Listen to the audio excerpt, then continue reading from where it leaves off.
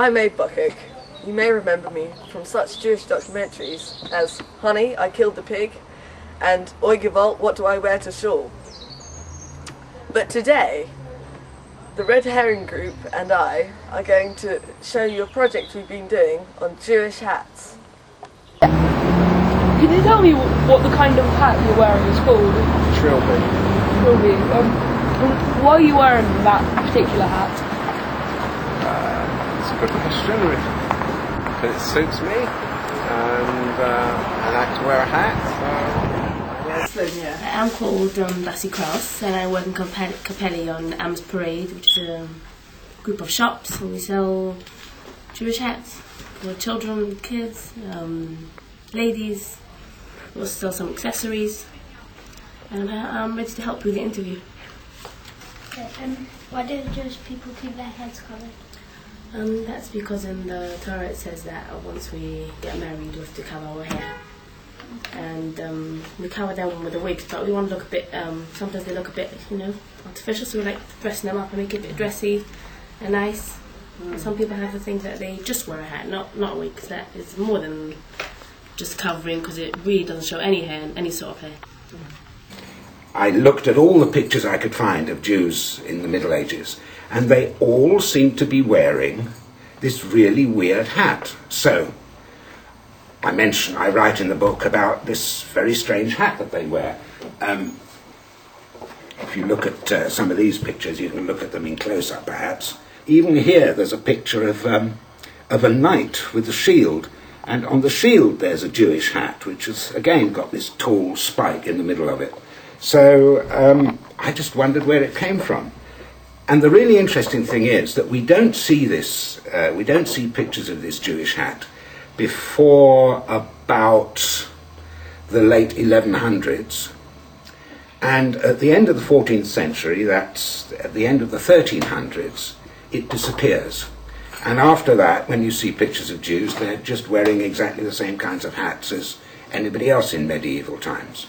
Can you tell me what the hat you're wearing is called? What it's called?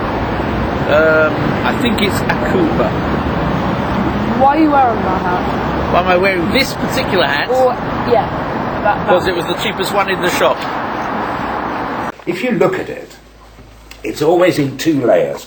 You've got the round bit that goes on top of the head, and then you've got this spiky bit sticking up. If you look at the other pictures as well, that I looked at before, you can see again, you've got the round bit on top of the head and the spiky bit that sticks up. And do you wear it all the time? What, the hat? Yeah. I wear a yarmulke at home. I don't wear the hat all the time necessarily. I wear it a lot of the time. Are there any special kinds of hats? Special kinds of hats, in particular? Like popular brands. Yeah, we do have some brands. Kangol, famous Kangol one. Then she has some exclusive ones, Capelli ones. If you see here, it says Capelli right here. She has them done exclusively for her in Italy. Oh right. Most of the stuff, and also like this. Let's say we have these ponchos here, which they match with like berets. Still coming in from Italy this week. And so she has her exclusive designs that she gets from New York and things, especially the ones that have these name brands on them. And we have those nice top ones there. You see, fancy ones on top. Yeah, very cool. Nice ones for special occasions, sort of. There's also Kangol and branded names. She has also Seaburger ones. If you ever had very good name brands, that's about it. Why do Jewish people in general keep their heads covered? It's a sign of respect that we always have God, we always realise that God is above us. Are there any types of hats that Jewish women can't wear? Can't wear. There's no rules really, but like some of these fancy ones on the top, like that are more for the different type of people wear them, but not the real ones that do it for the covering. Why do Jewish people keep their heads covered? Why do you mean? You know the term yarmulke? Yeah. Yeah, and you know what it means? It means Yare Malka, fear of the king.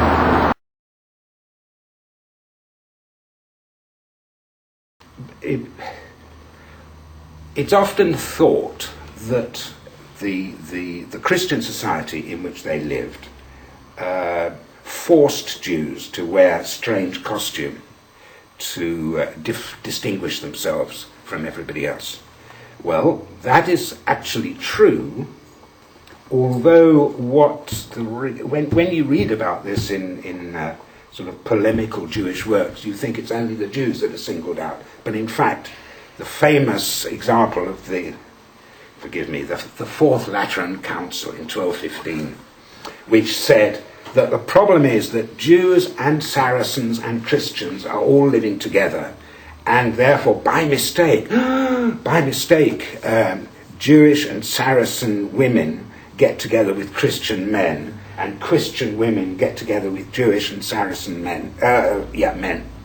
And therefore, everybody's got to wear different kinds of clothes, so people will know immediately what they're dealing with.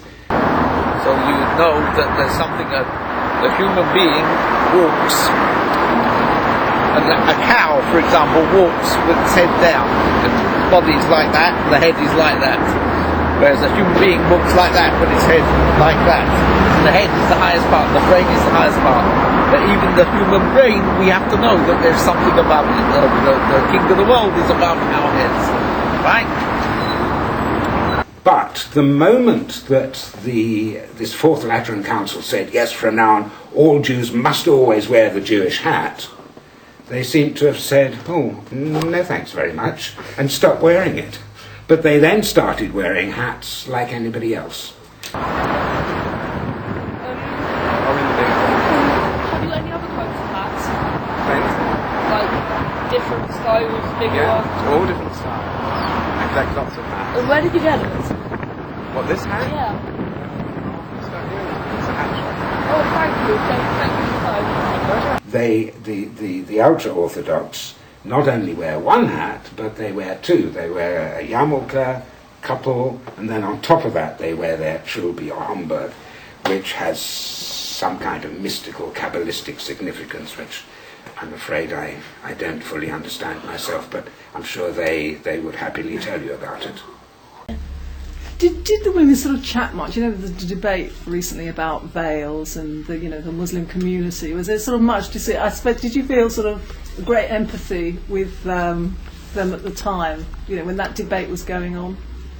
I didn't even hear about it. Oh right. You know, when Jack Straw made some comments about Muslim women when they enter his surgery, right? You know, to talk to him as an MP, he said he preferred it if they sort of left their heads uncovered. You know, a lot of the Muslim women. Right, you know. right. And I was just wondering whether you didn't really hear much about that. I hear about it, but now that I hear from you, I'd say it's very wrong. Yeah, It's the wrong thing to say. Everyone's got their religion and everyone's got the things that they have to do. And why should it disturb him? So. Do you think there's any chance of the Jewish hat making a comeback? Well, the only kind of people I could think who would get away with wearing one of those style Jewish hats is probably some kind of rock and roll guitar hero. Maybe that would bring it back into fashion. I think it would take that, though.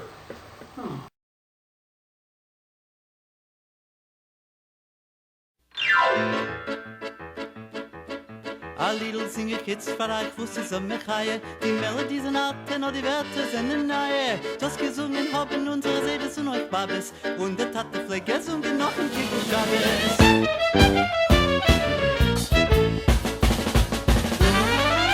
Sailor man, don't tell me of the seven seas of yore. Java and Sumatra do not move me anymore. Say farewell to Finland, further inland than Othor. Adios Antilles and so long to Singapore. Having fun in London is like lying on the floor. I love men, I'll manage to avoid like the core. Budapest, I get no rest of all. Here we have Max modelling the revived Jewish hat. This specific model is called the stovepipe. Put more effort into it. Lovely.